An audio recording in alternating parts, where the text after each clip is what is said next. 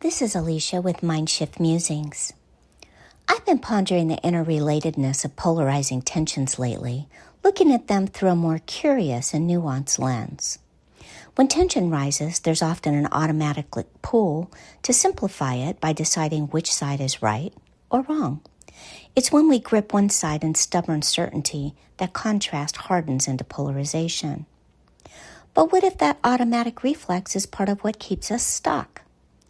The first version of many stories that we tell ourselves in order to settle the tension often contains bias, which may be missing larger context or consideration. I've lived long enough to know not to judge myself, others, or situations too quickly in moments that feel emotionally charged. That intensity can pull me towards a premature conclusion about what's right before allowing space for what else might also be true. So over time, I've learned to take a beat, to take in the information from a more measured perspective. I've caught myself in the past settling into an opinion much too quickly that eventually ended up being mistaken as fuller facts trickled in. In my younger years, sometimes my ego wouldn't even allow me to admit that I was wrong after I realized it was so. After having that experience enough times, I've learned to temper my judgment by holding back long enough to gather more information that just might make me feel differently once more facts are in.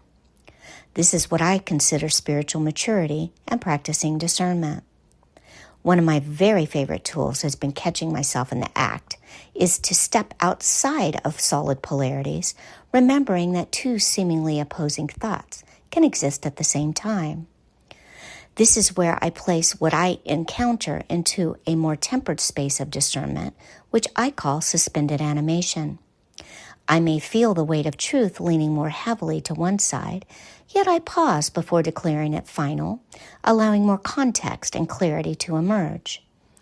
It isn't always comfortable or easy, but it keeps me from feeding the swirl of reactive opinions and collective agitation that so often cloud clarity rather than illuminate it.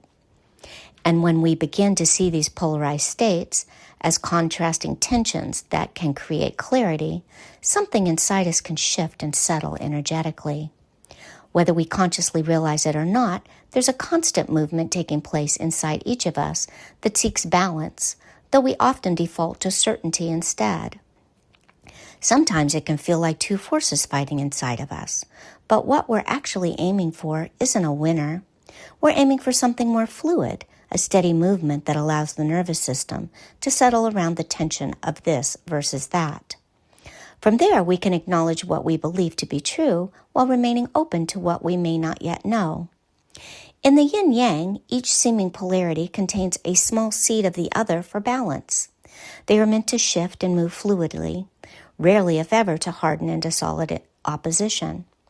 But our nervous systems don't always experience it that way.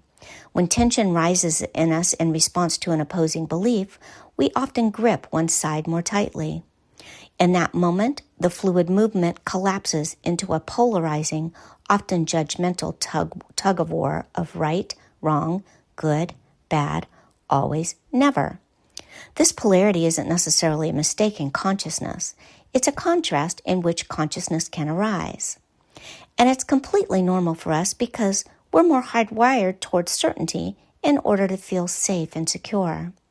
That tension of contrast is how our awareness sharpens, bringing things into focus. Our struggle begins when we wish to believe that one perspective is right, automatically making the other one wrong. It's when we're grieving and deny the gentle sense of relief that can sometimes live alongside it as grief's companion because we feel shame. It's when we believe we have to be strong, refusing to allow ourselves to soften at times. This is where the nervous system tightens. It wants one single story for safety, and sometimes judgment becomes the cement that holds the tension in place. The mind and the ego want one clear answer to be true, even when that might not be so. We cling to it out of stubbornness, confusion, or fear of feeling unsafe. Coming into harmony isn't about choosing a side, it's about allowing opposites to coexist. Consider the seemingly opposing states of grief and joy. Some of us have experienced this contrast. I know I have, especially when my dad passed away. When he transitioned, I lost someone that I loved deeply. He was my person, the yin to my yang, the male to my female. We were so much alike, merely different genders and ages. He was the one that I could trust with anything, the one who patched the gaps in my life and smoothed my path. I lost someone that I deeply loved, and it made me so sad. Simultaneously, I was so full of joy and gratitude for the deeply loving time that we had together, a bond that so many never get the opportunity to experience.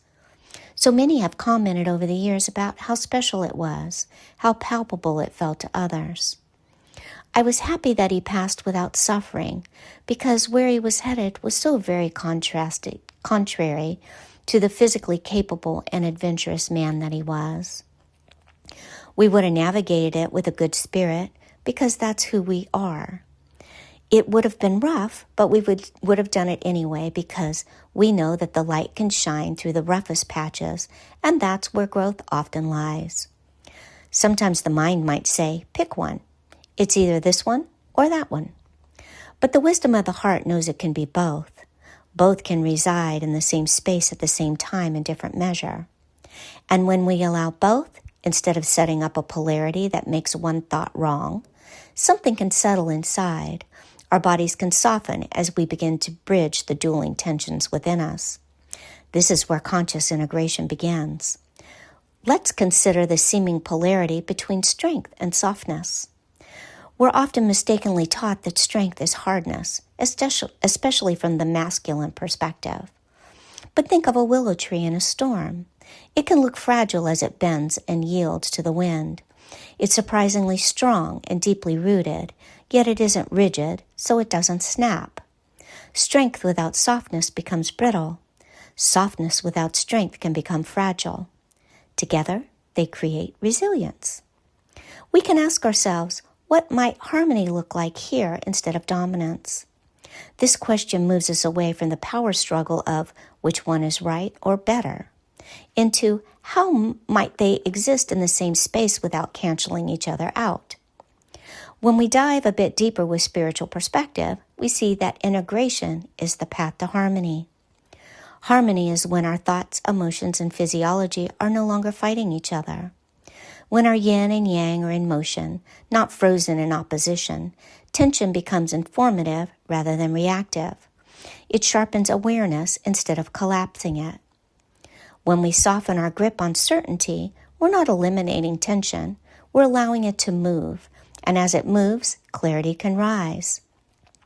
This keeps tension as a teacher, not as an enemy.